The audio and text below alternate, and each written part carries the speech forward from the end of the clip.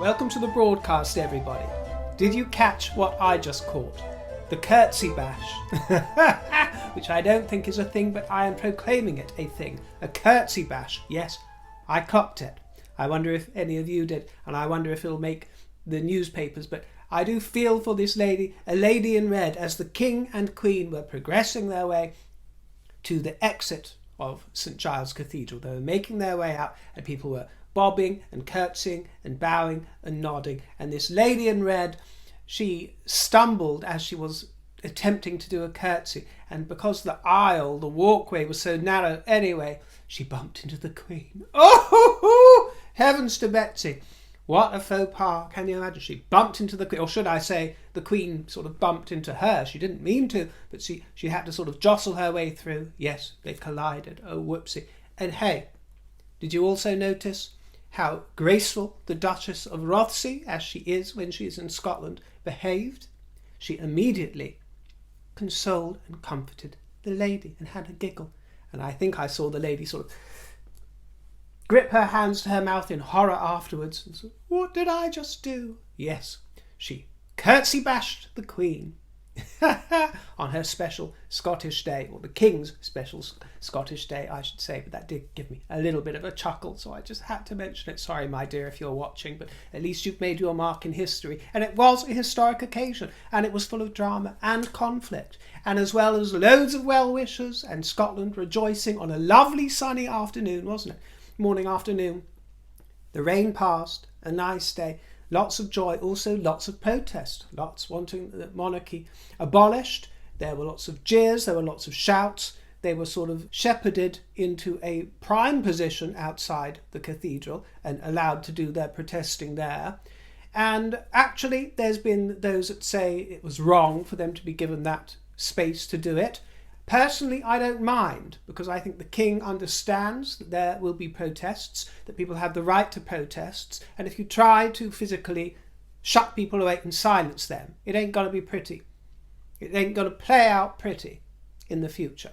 So I didn't have an especial problem with them being there. I thought it was bad form that they couldn't shut up during the actual service, because I could certainly hear all of it going on throughout the entire religious sacred service, and they might not agree with having a monarchy as part of Scotland, and that is their absolute right, but I just think it is poor form, bad manners to be jeering away while people inside are going through the ceremony, and not even on behalf of the King and Queen, but all the people that came there for the happy occasion to celebrate, people travelling hundreds of miles, and they get this calamity, this noise throughout the entire affair, not just upon arrival, from what my ears picked up anyway. So that was a bit of a shame, but it certainly didn't spoil the occasion. It was an intimate ceremony, quite beautiful, I thought. The music was gorgeous, singing was absolutely heavenly and divine, so a different flavour, not quite as much ostentation, or anywhere near as much ostentation, but still very royal. The honours of Scotland that were presented to the King today include the oldest crown jewels in Britain, the Crown of Scotland, the newly created Elizabeth sword, which is absolutely huge and mighty, and it's even larger and heavier than the one that Penny Mordaunt bore at the King's coronation. This new one is 7.5 kilograms, and you see it there carried by Dame Catherine Granger, who is an Olympic rower, so they had to employ the services of an Olympic rower to carry the thing. 7.5 kilograms, that compares with 3.6 kilograms for the one that Penny Mordaunt carried at the coronation, which looked heavy enough, didn't it? She had to undergo weeks of training, but huge and mighty sword there. So don't mess with the King or the Queen. And this service is the centrepiece of Holyrood Week, which is the first of King Charles's reign. His first public engagement in Scotland was undertaken in 1965 when he was 16 years old, and on that occasion he met with hundreds at a garden party at the Palace of Holyrood House in Edinburgh, which is now His Majesty's official residence when in Edinburgh. And it is the tradition of the monarch to spend Holyrood Week visiting a variety of regions in Scotland and hosting thousands at the palace in recognition of their good work. The Duchess of Rothesay was head to toe in blue, which inspired my look for you today, actually.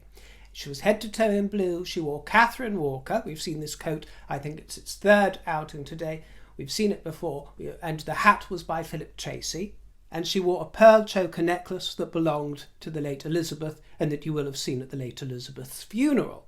The Queen wore her Order of the Thistle mantle, and underneath was a gown by Brucey Oldfield, again another white gown, and she wore a white plume. The Stone of Destiny featured in this service, of course, and the stone was heavily armed by the King's archers and various bodyguards. And we'll return to Scotland a little bit later, but did you see Catherine at Wimbledon? She made an appearance in her role as patron of the All England Tennis Club, in minty green pastel jacket by Balmain, with a white collar and buttons, and a white pleated skirt. Absolutely delicious. And I did notice with this Wimbledon crowd, and any crowd where there is royalty, how this phone camera culture is taking over. Well, it has taken over, let's face it, my dear. I realise the genie is out of the bottle. It can't be put back in. It can't be stopped. I understand that, but it's such a shame that this not selfie, but somebody else's culture of videoing every encounter to show your mates, and this sort of narcissistic affair is stripping decorum from all kind of grand activity, royal activity, any activity, my dear, even cheap and trashy activity. And just as I have pointed out that there are many well-wishers of late who are extremely decorous and courteous and are curtsying and bowing, or even if they're not, just being polite and respectful, I understand that contingency is there, but just yesterday or the day before I was watching the King meeting well-wishers in Scotland, and there were a bunch of lads lining up, filming everything through their phone and shaking the King's hand without even looking him in the eye. I mean, you don't have to bow, you don't have to nod, you don't have to say Your Majesty. I think it'd be rather polite. You don't have to do that. But to actually not even look him in the eye, make sure I've got the right shot for the King. You are shaking the hand of a sovereign. It is so vulgar. Anyway, back to Catherine, and it was nice to see her being greeted by Prince Michael of Kent, who was looking so hot, such a silver fox, and was attending with his daughter, Lady Gabs. And both the Prince and Princess of Wales attended a big tea and surprised NHS staff and patients at a tea party to celebrate the 75th anniversary of the NHS, our National Health Service. And one of the people that they met there was 75-year-old Anira Thomas, known as Nye. She is the first NHS baby, and she was named after the founder, Nye Bevan. Catherine appeared to be inspired by my own recent outfit of blue with white polka dots. And Catherine slipped into a bit of controversy because she let it be known how she takes her cream tea. Yes, how she takes her scone with jam and butter. She does jam first, then the clotted cream, which is the Cornish method. The Queen enjoyed the Cornish method, the late Queen, and so does the King. So she is following in that tradition with the Cornish method. I personally prefer the Devonshire cream tea method, which is cream first and then jam. That makes perfect sense to me. Why? It's interesting, isn't it, to see why we come up with these preferences. Well, for me, I see it as spreading the dairy first, as if you were preparing a sandwich or a bun or something. The dairy, the clotted cream, and then the sweetness on top. And I rather like the way that it sort of melts and drips over the cream. I couldn't really try it any other way, although I suppose I should challenge myself and try the Cornish method, shouldn't I, to see what virtues it holds, because I was hearing today from the other side of the lollipop, the other arguments that say that the Cornish method is preferable with jam first, because they say that the jam is heavier than the clotted cream. I'm not sure I'd agree with that, but perhaps they're right. They say the jam is heavier, so that goes on first. And also the clotted cream then sort of captures the jam and keeps it in place. So perhaps it has that sort of practical ability. But it's one of those things, isn't it? Like those who put their milk in their cup of tea before they add the hot water. You see, some people are very passionate about that. I'm very passionate about the other way. You put in the boiling water and then a dash of milk if you're taking milk. I mean, anything else is just sacrilegious, to be quite honest. But some people feel the exact opposite. Oh, it's a funny old world. And as I think I've told you before, I am quite obsessed with double cream. It's so wonderful. It goes with everything. I've been pouring oodles of it into my mashed potatoes recently. I go through phases of this. I can remember telling you last year that I was drinking it neat out of the fridge. I was. I hadn't had any double cream for quite a while, but now I've been putting it with all my puddings recently, and whatever it is, I just have it swimming in a bowl of double cream, and then I just drink the double cream. Yes, it's disgusting, isn't it? Absolutely disgusting. But if that's the way I go, clogged up with double cream, well, I'll die happy. So there we go. I could never be a vegan, my dear. And I have tried, actually, but no, not for me, not for me. Anyway, Prince William was very pragmatic about the whole thing and said that he just goes with whatever is closest to start me off. That's what you want, isn't it, in a diplomat? That is pure diplomacy. He doesn't care what comes first, the jam or the clotted cream. That is maturity and pragmatism, isn't it, ladies? That is what you want in a man.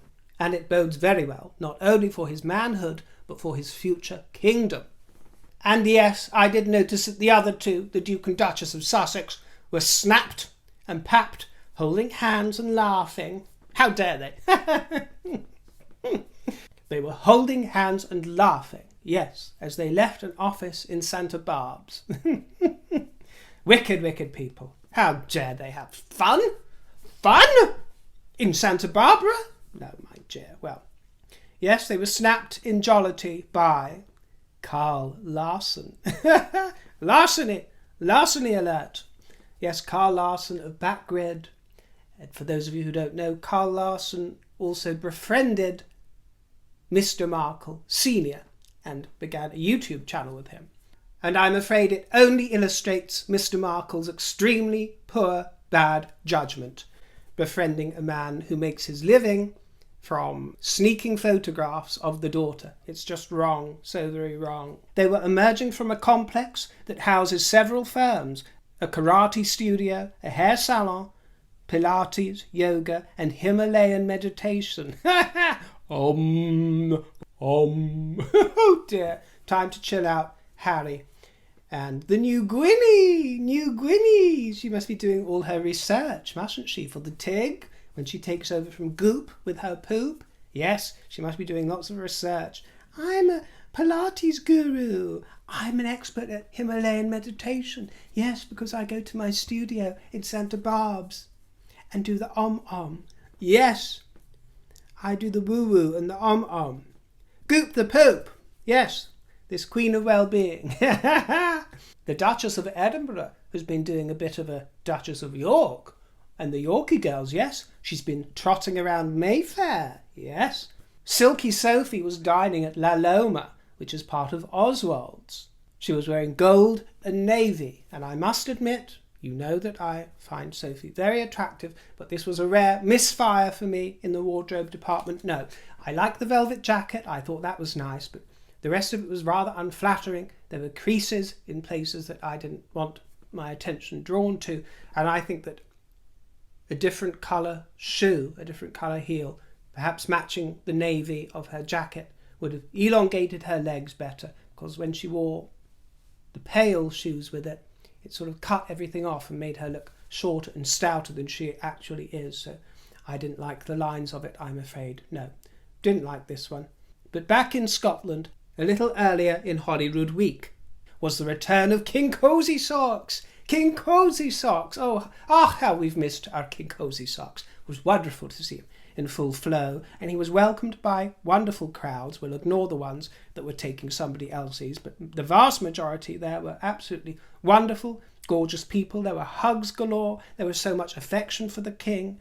Nobody shouting for republics in sight. Yes, they love their grandpa king. And he planted a tree, and he held audience with the Bonesse Fair Queen, young Lexi Scotland, in full regalia. How wonderful. And together with the Queen, their Majesties unveiled the new gold plaque outside the Palace of Holyrood House. The new ornate gates here feature 6 emblems, including the traditional emblem of Scotland, the thistle, and they were welcomed by the High Constable, and the Queen was chic in trench coat over green florals, pearl earrings, nude heels, and I adored this see-through brolly. I do love a see-through brolly. I love it, but I must admit that it did make for some awkward posing, and Camilla's become very adept at the moving and the shaking of late and looking extremely comfortable and less awkward than she once did, but I'm afraid this whole affair with the umbrella was a little bit disconcerting. She wasn't quite sure what to do with it. And I'm so pleased that the sunshine came through today for the service, but I also wasn't mad at some of the drizzle in Edinburgh over the last few days, because I can't think of anything nicer and more charming than Edinburgh trotting around with a nice coffee, as I have done amongst those ancient streets with a little bit of light drizzle and a bit of grey. It's full of character and charm and mystique, and dare I say it, it can have a rather sexy feel as well, especially if you are courting a handsome companion or two or three, having some fun, or a lady love, whatever takes your fancy, my dear. But it's just blissful, blissful. So I didn't mind seeing a touch of rain over the last few days, because it wasn't torrential. I thought it was atmospheric. And the king was handsome, and his sister, the Princess Royal, provided true sibling support.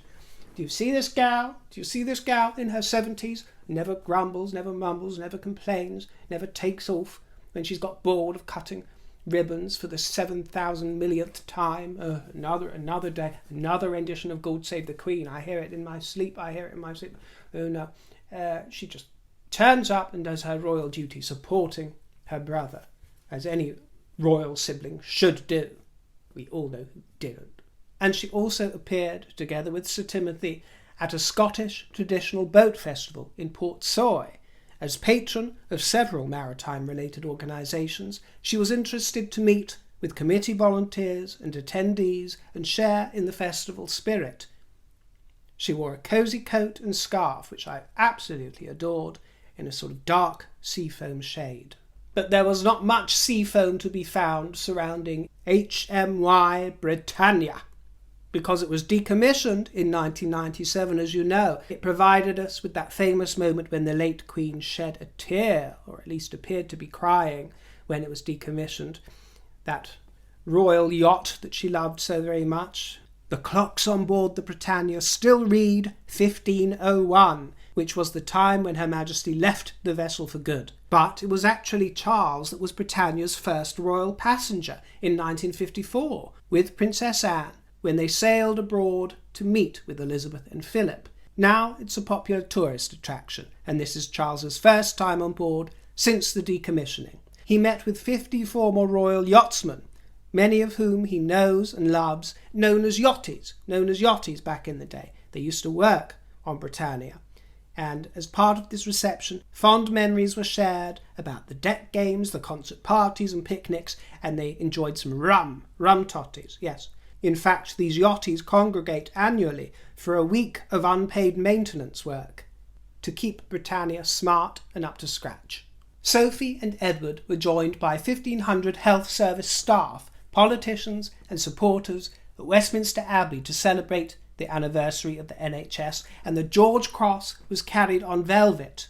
This, if you remember, was awarded to the NHS for services during COVID by Queen Elizabeth II, and Sophie received a charming posy delivered with a charming smile by a charming gentleman of St John Ambulance. She wore nude pumps, pinks and greens, and her hair was held back in a simple barrette. The Duke of Edinburgh was modest and distinguished, wearing a red tie.